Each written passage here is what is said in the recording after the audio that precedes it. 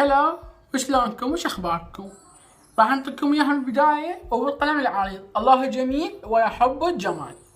انا انسان جميل، الله منعم علي بهذا الجمال والحمد لله والشكر على هالخلقة التامة. زين، ليش الناس تتهمني خال حمرة، باودر، ميك اب؟ ما اعرف ليش، شنو يعني؟ هاي وجهي وهاي شفتي. شنو الغريب بالموضوع؟ اتهامات باطلة، لا انت قاعد يمي ولا انت جوارين وتعرفني جاي اماكيج، ولا انت فد مرة قاعد يم وجيتني البيت لقيتني خاله فد حمرة. اوكي، خلينا نقول مثلا شفتي مشيت وباللي خليت لها مرطب، شنو حرام يا بلا؟ مو حرام.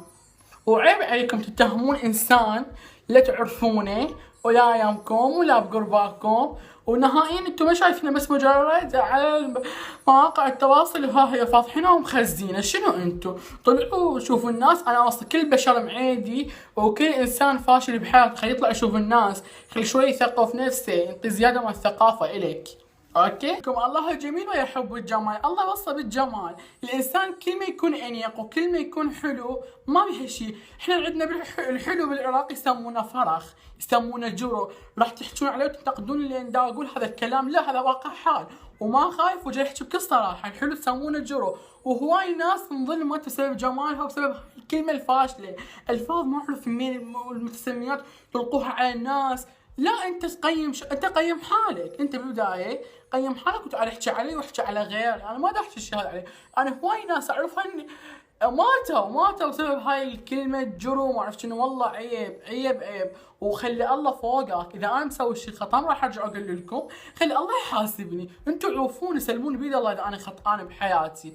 وقبل شوي نشر الصورة دا اروح المدرسة بها لابسه لك اسد وها معلق لي شايب يقول لي سوى حواجبك تاتو. لا عمري، انا من الله تاتو ما اسوي هين تاتو. اوكي، خلي مرتك تسوي تاتو مو انا اسوي تاتو حباب. وعيب عليك تقول لي سوي تاتو. يجوز لو مرتك لو بنتك مسوي تاتو جاي تقول لي يا الشايب. فيديو هم من هسه راح اقول لكم المزعوج من يمي والمزعوج يعني من تصرفاتي. اوكي، الله ويا محمد وعلي.